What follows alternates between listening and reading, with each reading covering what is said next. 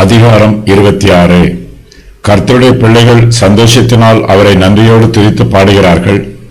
கர்த்தர் தம்முடைய பிள்ளைகளுக்கு பெரிய காரியங்களை செய்திருக்கிறார். கர்த்தர் செய்த நன்மைகளையெல்லாம் நினைத்து அவருடைய பிள்ளைகள் அவரை துதித்து கொண்டாடுகிறார்கள். இந்த பாடல் பரிசுத்தமான சந்தோஷத்தினால் பாடப்படும் பாடலாகும். இது கர்த்தரை துதித்து பாடும் துதியின் கீதம். ஏசாயா சொல்லி இருக்கிற இந்த தீர்க்க தரிசனங்கள் நிறைவேறும் போது கர்த்தருடைய ஜனம் இந்த பாடலை நன்றியுள்ள இருதயத்தோடு பாட வேண்டும். கர்த்தர் தம்முடைய கிருபையோடும் இரக்கத்தோடும் நமக்கு அருகாமையில் வரும்போது நாம் அவரை துதிகளோடும் ஸ்தோத்திரங்களோடும் வரவேற்க வேண்டும். ஏசாயா தீர்க்கதரிசி கர்த்தருடைய பிள்ளைகளுக்கு உபதேசம் பண்ணுகிறார். கர்த்தர் தம்முடைய ஜனத்தை பாதுகாத்து பராமரிக்கிறார்.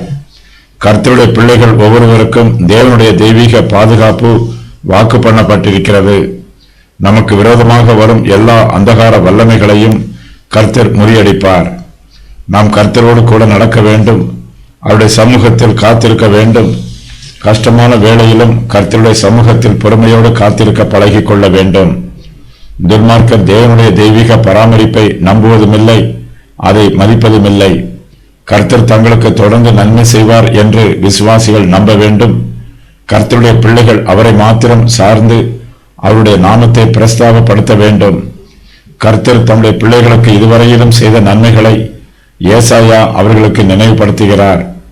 மரித்தோரின் உயிர்த்தெழுதலை பற்றி ஏசாயா இங்கு சொல்லுகிறார். கர்த்தருடைய பிள்ளைகள் மகிமையான விடுதலையில் நம்பிக்கையோடு இருக்க வேண்டும்.